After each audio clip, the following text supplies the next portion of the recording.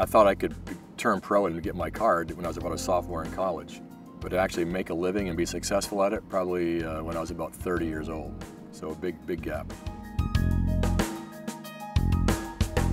I tend to have one thought, which is basically stay centered and be balanced and try to just pick a target and hit at it. I try not to do anything special. I don't try to hit it left to right or right to left. I try to just pick out a target and hit right at it and try to get my tempo back, and usually that works. I would say Kevin Streelman.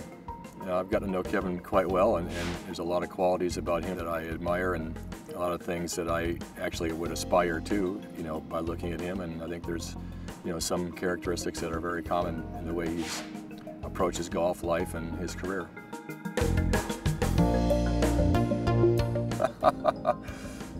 I can shoot a shotgun pretty well.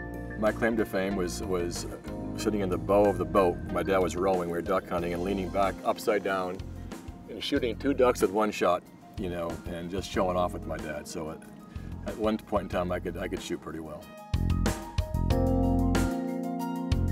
It'd be the Prairie Club out in Valentine, Nebraska. I could play there every day and live there every day and fish there every day, and that'd be my spot.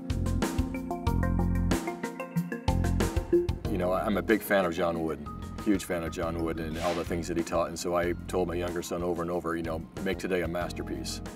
And they probably get sick and tired of hearing it, but I think it's a great phrase, and so I use it every day.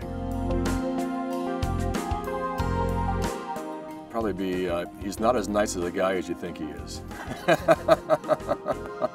Can I repeat that? No, I'm just kidding.